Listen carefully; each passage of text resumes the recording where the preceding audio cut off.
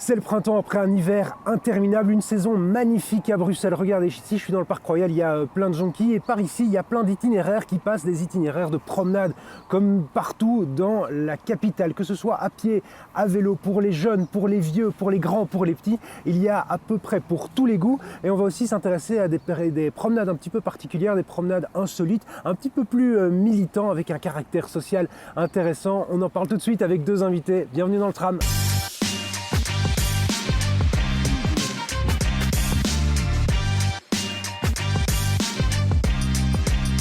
Bonsoir à toutes, bonsoir à tous. Partons en promenade ensemble ce soir, pas dans le tram, mais partons à vélo pour commencer avant de retomber sur nos pattes, Thomas de Tri. Bonsoir, bienvenue dans le tram, merci d'être avec nous. Vous avez travaillé sur un livre au niveau de ProVélo, parce que c'est là que vous travaillez. Vous avez créé ce livre avec 12 promenades à vélo à Bruxelles, c'est ça, une douzaine de promenades ? C'est ça, 12 promenades qui vont couvrir toute la région bruxelloise pour découvrir les différents recoins où il est agréable de se balader à vélo. Des promenades thématiques ou alors des promenades purement d'agrément? Comment ça se passe? Alors, certaines sont thématiques, d'autres vont être plus centrées sur une commune ou l'autre, mais on essaye à chaque coup de découvrir une partie de la région.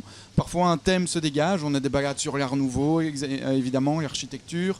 On allie parfois aussi les réserves naturelles. Une autre qui va s'intéresser à une commune en particulier, notamment Anderlecht. Et voilà, on essaye de varier en fonction de ce qu'on a sur le trajet. Il y en a 12, c'est ça? Exactement, ouais. Et alors, comment ça se passe? C'est à destination de qui, par exemple? Vous pouvez peut-être montrer le livre en l'expliquant? Tout à fait. Donc, elles sont accessibles vraiment à toutes. La plus grande fait une vingtaine de kilomètres, voire 30, je pense, maximum. À vélo, c'est combien de temps, ça, quand on est cool avec des enfants, quand par on exemple? est cool avec les enfants, 25 kilomètres, on en a pour une bonne après-midi, a priori. Voilà, prendre son temps au soleil, etc. Si on s'arrête, il y a pas mal d'endroits de parc où on peut s'arrêter, jouer un peu, enfin voilà. Et le but est qu'elle soit accessible vraiment à un maximum de monde. On a pensé à des difficultés différentes. Il y a clairement un peu de dénivelé, mais il n'est jamais interdit de descendre de son vélo et de terminer à pied. Comment est-ce qu'on crée une balade à vélo? C'est vous qui les avez réalisées? C'est quoi? Comment on se dit qu'on va passer par où? Alors là, on s'est surtout basé sur le réseau des points nœuds qui avait été fait à Bruxelles justement cette année-là, où on a pu construire le guide. Et donc, on s'est basé sur une série d'itinéraires qui existants et de voir ce qu'on traversait, ce qu'on voyait sur ces itinéraires. C'est quoi ces points nœuds, justement? Alors, les points nœuds, donc, c'est c'est un balisage des rues de Bruxelles qui permet de se repérer tout en suivant une série de numéros. Donc, le livre, sur chaque balade, vous avez à chaque fois des numéros à suivre. Les plaques sont balisées dans Bruxelles et on n'a qu'à repérer les numéros pour suivre le trajet. C'est bien balisé, Bruxelles, justement, à vélo? Alors, de plus en plus, donc il y a les points nœuds, mais on a aussi un itinéraire Eurovélo qui traverse Bruxelles, qui est utilisé dans le guide. Il y a Promenade Verte, évidemment, qui fait les 60 km autour de Bruxelles. On a encore aussi des itinéraires cyclables régionaux, donc c'est de plus en plus balisé et en effet, il y a pas mal de sentiers à suivre et de chemins à suivre. Rien qu'avec les panneaux. Vous, personnellement, vous avez une formation d'historien, c'est ça? Exactement, ouais. C'est un petit peu plus axé sur l'histoire. Parlez-nous un petit peu de certains points d'arrêt. Alors, ça varie un petit peu. On a de nouveau, oui, c'est clair qu'on va parler un peu d'histoire pour connaître un peu d'où vient le quartier, comment il a évolué, etc.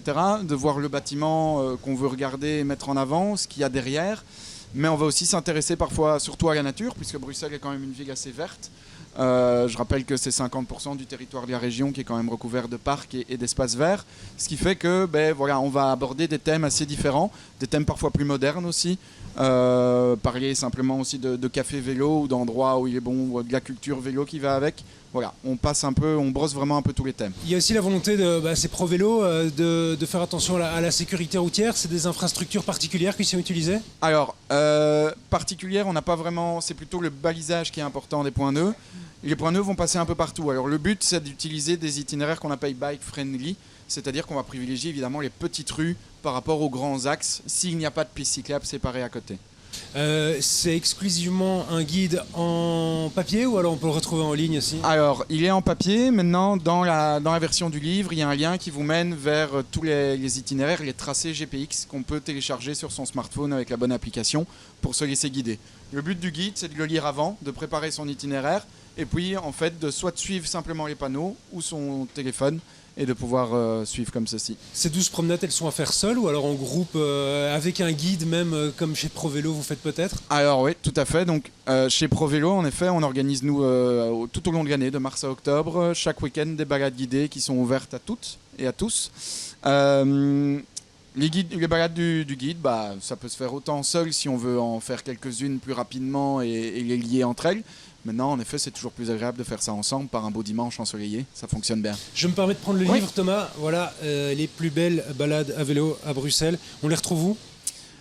On les retrouve où? Dans les magasins ProVélo, ça fonctionne déjà bien, chez la boutique de ProVélo, mais aussi dans beaucoup de libraires à Bruxelles. Et je voyais petite anecdote, comment est partie l'idée de ce livre? C'était une maison d'édition qui vous a contacté, hein? C'est ça, en effet, donc c'est les éditions Racine qui sont venues nous contacter pour en fait remettre à jour. Ils voulaient republier un livre de balades guidées à vélo qu'ils avaient déjà, mais qui datait un peu. Et donc c'est comme ça que le partenariat a commencé, vu qu'on avait nous tout un contenu qu'on diffusait déjà lors de nos balades, tout simplement. Merci Thomas, merci de nous avoir parlé Avec un plaisir. petit peu de ces promenades à vélo. On espère que vous prendrez du plaisir à les suivre. On va parler un petit peu, on va retomber sur nos pattes à deux pieds, on va parler des balades un petit peu plus militantes dans le cœur de Bruxelles. À tout de suite. Et des balades plus militantes, on en parle avec Marion Alessian, vous êtes directrice de l'ARO. Rappelez-nous en quelques mots, l'ARO c'est quoi? Alors l'ARO, c'est une association de défense du droit à la ville qui existe depuis 55 ans maintenant, ça a été fondé en 1969. Et on organise des visites guidées, mais on fait aussi un certain nombre d'analyses, d'études. Et l'enjeu, c'est toujours de mettre les dossiers d'urbanisme dans le débat public à Bruxelles. Les dossiers de l'urbanisme, on vous a beaucoup vu pour le dossier du métro 3, entre autres, ces dernières années. 70 balades que vous avez été amené à confectionner, des balades militantes, c'est un petit peu ça l'idée? Oui, alors la plupart de nos itinéraires sont militants et les guides sont formés pour ça aussi, pour sensibiliser les participants aux enjeux urbains, au droit à la ville. Mais il y a un certain nombre de visites qui sont aussi beaucoup plus orientées histoire de l'art, architecture. On a beaucoup de visites plus touristiques qui s'orientent évidemment autour de l'art nouveau, l'art déco. Mais pour nous, ce qui est fondamental, ce sont toutes les visites engagées, critiques, qui viennent décoder les projets urbains contemporains, mais toujours en contextualisant l'histoire d'un quartier et les grandes thématiques évoquées lors des visites. Par exemple, des visites que vous réalisez déjà depuis quelques années, pas les nouvelles, on en parlera dans quelques minutes. Alors, on a des visites qui, évidemment, vont aller se nourrir du côté des dossiers historiques de l'ARO, dans les Marolles, pour expliquer les luttes urbaines des années 60. On a beaucoup de visites qui font partie d'un cycle, la ville en transformation, depuis une petite dizaine d'années, qui vont aller dans les quartiers qui ont subi la bruxellisation, le quartier nord, le quartier européen. Et on va expliquer les fondements de toutes ces démolitions et aussi voir qu'est-ce qu'on peut attendre aujourd'hui dans ces quartiers. Donc ça, ça fait partie de la programmation de l'ARO. De manière générale, c'est pour qui? Ça dure combien de temps? Alors, les visites, elles s'adressent en premier lieu aux habitants, aux Bruxellois, mais elles sont évidemment ouvertes à tout le monde. On a aussi un public de scolaires, on fait des tours sur mesure. Et les parcours se font pour la plupart à pied. On en a aussi en tram, je tiens à le dire. De moins en moins en bus, évidemment. Mais elles durent environ 2 heures, 2 heures et demie. Et puis parfois, quand on a des guides passionnés ou un public passionné, ça va jusqu'à 3 heures. Cette année, il y a des nouvelles balades. 12, c'est ça? Je suis bien informé? Alors, on a 12 nouveaux itinéraires sur les 70 que vous avez évoqués. Et donc, environ 25 dates qui concernent ces 12 nouveaux itinéraires. Il y en a une, j'aimerais bien en parler un petit peu. Défense de stationner, une histoire des garages en ville. En quoi ça consiste cette visite-là? Alors ça, on s'est bien amusé à construire cet itinéraire sur l'histoire des garages urbains. C'était peu commun pour l'ARO parce que nous, on a l'habitude, quand on parle de la voiture en ville, de la pression automobile, d'être plutôt dans une optique de critique et de valorisation des transports en commun. Vous êtes pour la mobilité douce et les transports en commun. C'est ça, tout à fait. Quand j'ai vu cet itinéraire sur la bagnole, ça m'étonnait de votre part. Mais là, ça parle de quoi? Et alors là, les garages urbains qu'on va aller découvrir lors de cette balade, ce sont en fait tous les premiers ateliers, les carrosseries historiquement, mais aussi les pompes à essence, tout ce qui a été construit pendant justement le développement de l'automobile et la généralisation de la voiture à Bruxelles. C'est un patrimoine. patrimoine. C'est tout un patrimoine de construction. Et si on a décidé de s'attacher à ce thème cette année, et puis certainement dans les années qui vont arriver, c'est parce que, comme on analyse les projets à l'enquête publique, les demandes de permis, on a réalisé que beaucoup d'anciennes pompes à essence qui deviennent obsolètes petit à petit avec l'électrification du parc automobile, etc., sont transformées en projets de logement et les promoteurs s'intéressent. Où ça, par exemple? Par exemple, le long des chaussées, il y en a beaucoup. Dans l'itinéraire qu'on propose, on va être du côté d'Ixelles, on va aller depuis le bois de la Cambre vers le quartier du Châtelain. Et là, on va voir qu'il y a tout un tas d'anciennes carrosseries et de pompes à essence qui font l'objet de gros projets immobiliers. Alors, les projets en tant que tels, ils peuvent être intéressants. On n'est pas là pour... cette visite ne vient pas critiquer chaque projet. Mais l'idée, c'est de se demander, d'abord, est-ce que ce n'est pas un patrimoine moderniste qui pourrait être intéressant à préserver? Est-ce qu'il est documenté? Et donc, nous, on a fait un énorme travail de documentation. Et puis, l'autre question, c'est, mais finalement, en ville, est-ce que ces anciens ateliers, ces anciennes carrosseries, ces garages, ne seraient pas propices pour développer d'autres activités productives avant de les faire disparaître? Et vous avez des exemples? On a parlé par exemple d'Ixelles. Ixelles, on sait qu'il y a les fameux ateliers de la rue du Mail de D'Ieteren. C'était leur siège. Oui, voilà. Ça l'est encore d'ailleurs toujours. Alors D'Ieteren, le garage de D'Ieteren, c'est justement le point final de la visite. On va évoquer son inscription sur la liste de sauvegarde. Mais avant d'arriver là, si on va traverser le quartier de la Bascule, on va emprunter la rue Van der Kinderen, où là il y a vraiment tout un tas de garages encore intéressants qui fonctionnent. Mais on va aussi voir dans le même quartier la centrale américaine. En ce moment, il y a un projet d'urbanisme très important sur ces 5000 m² de terrain. Ces projets sont en danger, celui-là par exemple? Celui-là, très clairement, c'est un projet de démolition-reconstruction pour faire du logement. Alors c'est là que nous on se pose des questions. On défend le logement en ville, le logement abordable. Pour le coup, dans le quartier du Châtelain, les logements qui se développent ne sont pas toujours accessibles. Mais voilà, on va expliquer les plans et on va se poser la question, qu'est-ce qui est le plus intéressant aujourd'hui en ville?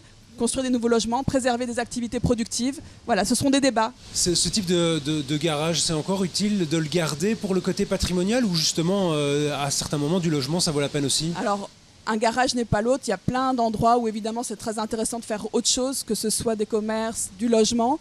Mais il y a beaucoup de garages modernistes qui ne sont pas du tout protégés et qui sont très intéressants à la fois pour le patrimoine, l'architecture, mais aussi pour le patrimoine constitué par l'ingénierie qui est derrière. C'est une période où à Bruxelles et en Belgique, il y avait vraiment, on était assez précurseurs sur les techniques de béton. Il y a tout un tas de nouvelles techniques qui ont été développées pour l'automobile et pour mettre aussi en lumière ces techniques-là. Et on a des garages qui sont tout à fait remarquable d'un point de vue constructif. Petit passage par le garage le plus célèbre de Bruxelles, près du canal, le fameux garage Citroën. Ah bah oui, alors le garage Citroën, c'est pas dans l'itinéraire. Alors pas dans cet itinéraire, mais il est dans un autre itinéraire qui va du quartier nord vers l'avenue du Port. Évidemment, c'est un projet, on s'est intéressé à ce site. Historiquement, la RO, avec d'autres associations, a défendu le maintien de ce bâtiment qui était en proie à un projet de démolition et un projet immobilier. Donc c'est important de montrer que tout n'est pas gagné, qu'aujourd'hui, on reconnaît tous la valeur du garage Citroën, mais il y a quelques années, ce n'était pas le cas. Et voilà, et quand on visite le garage Citroën, on pose aussi les mêmes questions d'un point de vue de transparence du projet. D'autres promenades à Watermal-Boisfort, je voyais, pour parler des habitations ouvrières, c'est aussi un patrimoine qui vous plaît. C'est un site qui nous est très cher parce qu'on défend le logement social à la RO depuis toujours. Et alors, on a développé tout un tas d'itinéraires autour du patrimoine, d'abord du logement ouvrier, du logement public, du logement social. Et on a donc une dizaine de parcours dans tout Bruxelles qui vont aller montrer que le logement ouvrier et tout ce patrimoine social est aussi très intéressant d'un point de vue architectural, bien évidemment, mais pas que, d'équipements publics. Il y a tout un tas d'infrastructures qui encadrent le logement social qui sont intéressants à montrer. Un petit mot avant de terminer, le métro 3, le fameux dossier du métro 3, il y a aussi une balade qui parle de ça, de ce qui ne se passe pas en surface, mais l'impact au-dessus. Voilà, donc on a pendant des années déjà fait un itinéraire autour du Palais du Midi et de l'avenue Stalingrad. Cette année, on a décidé d'aller plus loin et de montrer les impacts possibles du métro 3, de la construction de la ligne du côté du nord de Bruxelles et de Schaerbeek.